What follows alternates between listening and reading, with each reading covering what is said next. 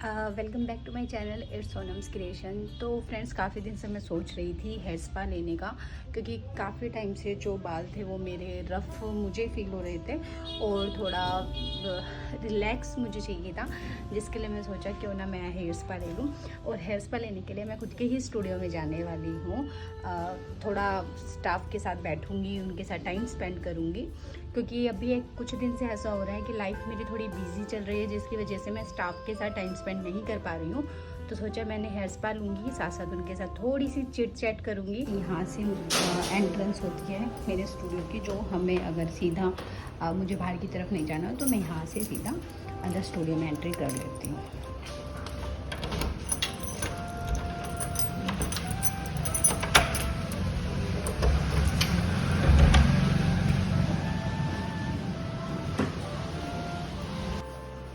यहाँ पर अंधेरा किया हुआ है बिल्कुल।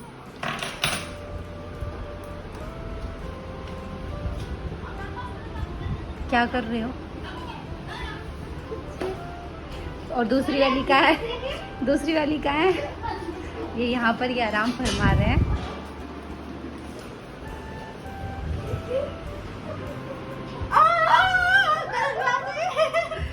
तो यहाँ पे क्या होता है तो हमारे यहाँ क्या होता है, जब दोपहर का जो टाइम होता है उस टाइम पे काम बहुत ही कम होता है, तो ये क्या होता है, सो जाते हैं, थोड़ा रेस्ट कर लेते हैं। रेस्ट भी जरूरी है। तो क्या इसमें बुरा क्या? आराम कर रहे हो, उसमें बुरा क्या है?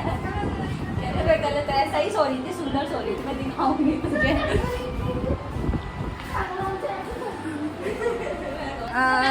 तो मैं अभी आई हूँ, मुझे हेयर स्पा करवाना है। तेरा तो फ्रंट में डालूंगी मैं सोते हुए गई हूँ। कौन सा वाली कर रही हो? रिजल्ट कैसा है उसका? यार देखो, व्लॉग में तो मैं तुमसे पूछूंगी, बातचीत करूंगी, मैं ऊपर बोल के भी आई हूँ कि मेरा स्टाफ के वो मैं कट कर दूंगी। स्पा का बेनिफिट मुझे लॉरियल के हेयर स्पा का बेनिफिट बताओ, तब मैं करवाऊंगी। लॉरियल का और दूसरे ब्रांड में डिफरेंस बताओ मेरे को ना। तो तुम क्लाइंट्स को ऐसे बोल के, लॉरियल का सबसे बेस्ट मानना क्या है, इसको करवाने से आपके बाल स्मूथ रहेंगे, शाइन। फ्री पॉकेट के पैसे ले रही हो क्लाइंट्स को? क्या तो हेल्पर का काम कर रही है, सीनियर हो के हेल्पर का काम कर रही है। वैसे वो और स्ट्रेस दूर होता है, फ्रीजीनेस दूर होती है। स्पा के बहुत सारे बेनिफिट होते हैं, रिलैक्स मिलता है। हाँ, क्योंकि इसमें हेड मसाज होती है, और तो जिसकी वजह से हमें रिलैक्स मिलता है।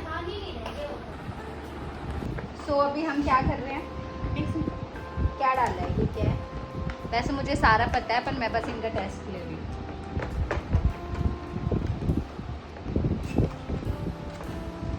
डैंड्रफ के लिए यूज़ होता है हेयर स्पा में। इसका जैसे अगर आप एक कस्टमर पे कर रहे हो तो ये पूरी बोतल भी यूज़ कर सकते हो, अगर हेयर की ग्रोथ ज़्यादा है।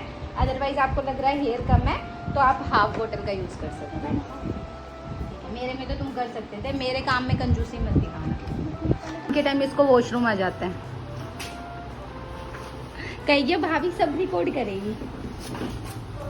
सो हेयर स्पा स्टार्ट कर लिया है, लेकिन हेयर स्पा करने में सबसे पहले वॉश होता है। मैंने वॉश इसलिए नहीं करवाया क्योंकि मैंने अभी मॉर्निंग में ही वॉश किया था।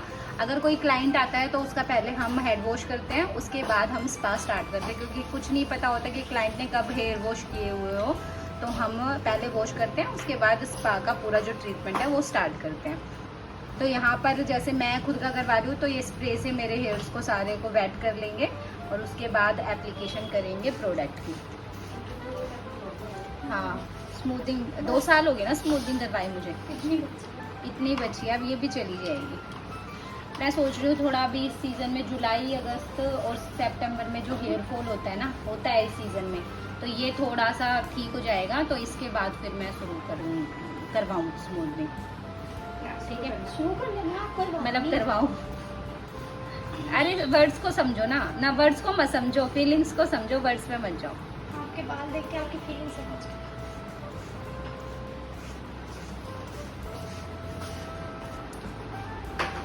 सो हेयर स्पा में क्या करते हैं, छोटे छोटे सेक्शन हमें लेना होता है और फिर हमें 4 सेक्शन लेना है और उसके बाद हमें छोटे छोटे सेक्शन पे ही प्रोडक्ट की एप्लीकेशन करनी है।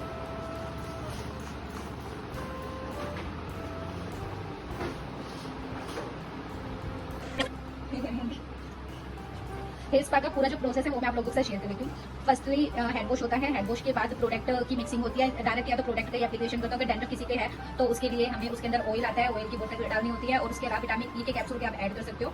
और उसके बाद एप्लीकेशन के बाद स्टीम दी जाती है और हेड मसाज की जाती है, देन उसके बाद वॉश कर दिया जाता है। ये प्रोसेस होती है हेयर स्पा में। स्टूडियो के कोई नई ताजा बढ़िया खबर, कोई ऐसा क्लाइंट आया हो जो यूनिक सा हो ऐसा?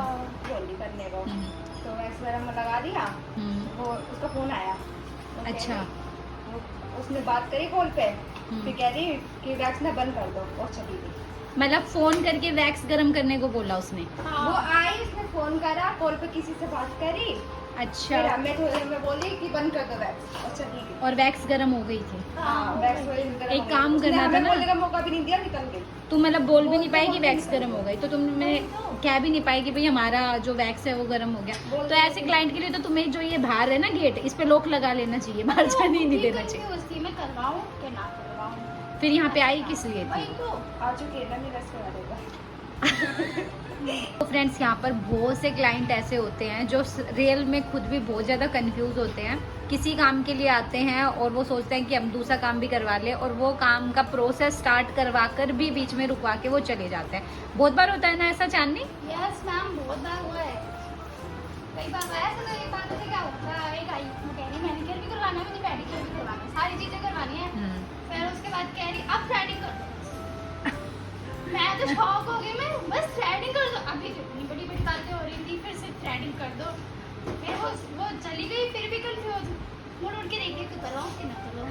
अच्छा, और ऐसे भी क्लाइंट्स होते हैं जो जैसे थ्रेड वर्क के लिए आए हैं और उन्होंने और कुछ भी काम करवा मैम, लिया। ऐसा भी होता है, कई बार हुआ है हमारे साथ ऐसा। वो आते हैं सिर्फ थ्रेड वर्क के लिए आते हैं, बट वो कहते हैं एक काम करो, मेरा फेशियल भी कर दो, ब्लीच भी कर दो। फिर हम कहते हैं कि मैम ब्लीच तो नहीं हो पाएगी, अब आपने थ्रेड वर्क करवा लिया है। हाँ, क्योंकि मेरा ब्लीच से bleaching itch- करेगी, इसलिए हम मना कर देते हैं फिर उनको। तो ये जो मेरा स्टाफ है उनकी ये आदत है, जिस चीज़ में क्लाइंट्स को नुकसान हो रहा हो या हर्ट हो रहा हो तो ये उनको पहले ही वो चीज़ बोल देते हैं।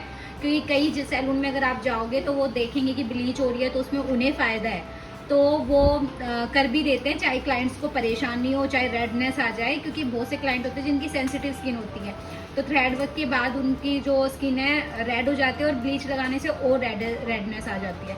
लेकिन ये लोगों को मैंने भी कहा हुआ है और ये खुद काफ़ी टाइम से काम कर रहे हैं, तो इनको ये पता है कि हमें क्लाइंट को कैसे ट्रीट करना है। तो ये इस जगह पे पूरा ध्यान रखते हैं कि किसको कैसे हैंडल करना है, तो ये इनकी अच्छी बात है। तारीफ हुई है तुम्हारी, क्लैपिंग कर सकती हो, पर काम मत छोड़ना। Thank you ma'am. Most welcome. Studio में ऐसा रियल में होता है, तरह तरह के लोग होते हैं, कई तरह के आते हैं। हर तरह के लोग हमें यहाँ देखने को मिलते हैं जो 10 या 20 रुपए के लिए भी लड़ने को तैयार होते हैं, और बहुत से ऐसे होते हैं जो बिल्कुल ही नहीं सोचते काम करवाने के बाद पेमेंट करने के लिए। जितना बोलो उतना पेमेंट कर देते हैं, जो जेन्युइन रेट होता है उसके अकॉर्डिंग। और कई ऐसे होते हैं जो अगर 30 की थ्रेडिंग है तो उसमें भी वो सोचते हैं कि 20 दे, या फिर कई तो बोलते हैं हमारे वहाँ 10 में होती है।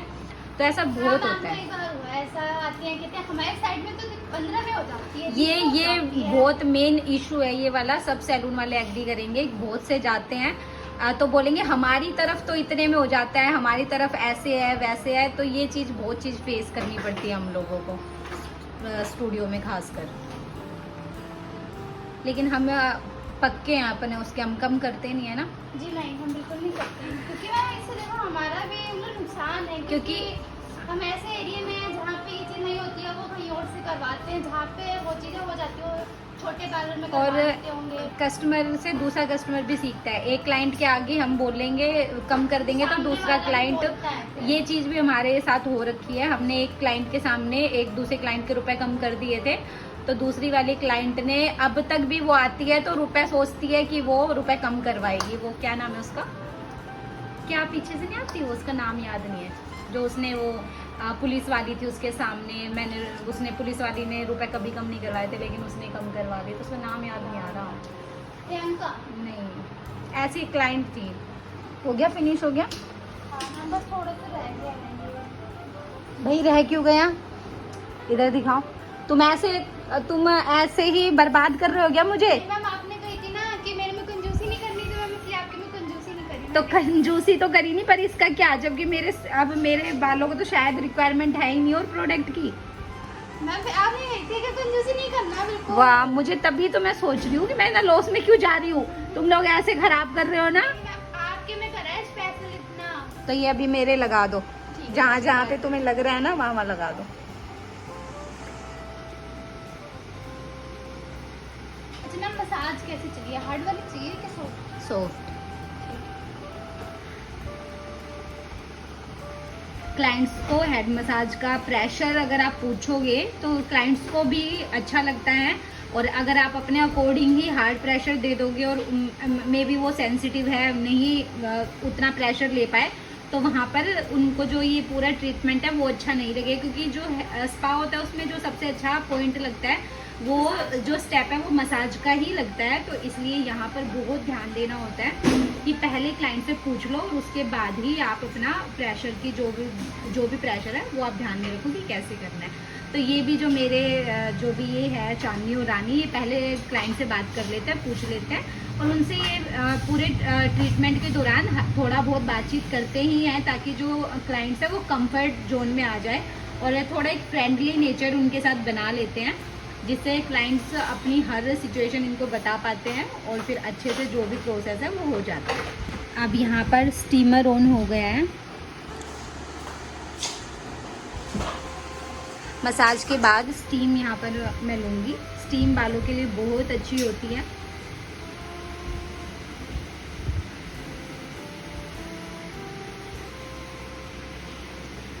ये जो पॉइंट होता है मसाज का, ये इतना रिलैक्स वाला पॉइंट होता है। आपको कितनी भी टेंशन होगी, यहाँ पर आप अपनी सारी टेंशन भूल जाओगे।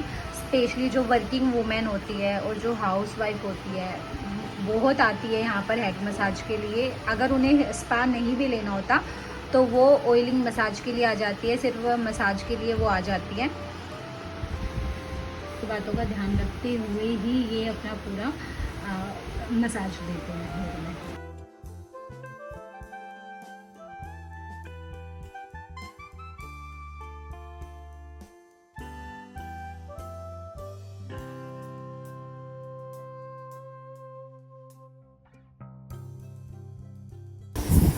सो यहाँ पर एक क्लाइंट आए हैं जिनको भी हेयर स्पा करवाना है, तो वो अपने बालों के बारे में कि उनके बाल कैसे हैं, उनको हेयर फॉल होता है क्या, वो सारी चीज़ें जो भी उनकी रिक्वायरमेंट है वो सब उसे जो स्टाफ है उसे सब कुछ बता रहे थे। तो उसके अकॉर्डिंग ही फिर हम जो प्रोसेस है वो हेड मसाज के बाद स्टीम लेनी होती है। Steam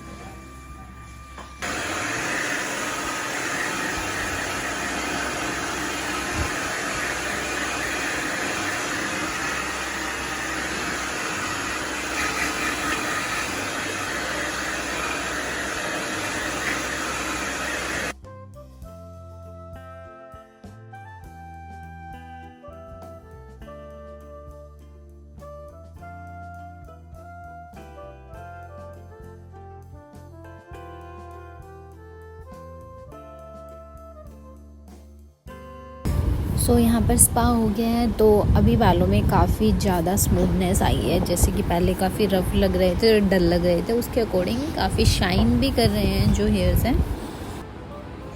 thank you, thank you.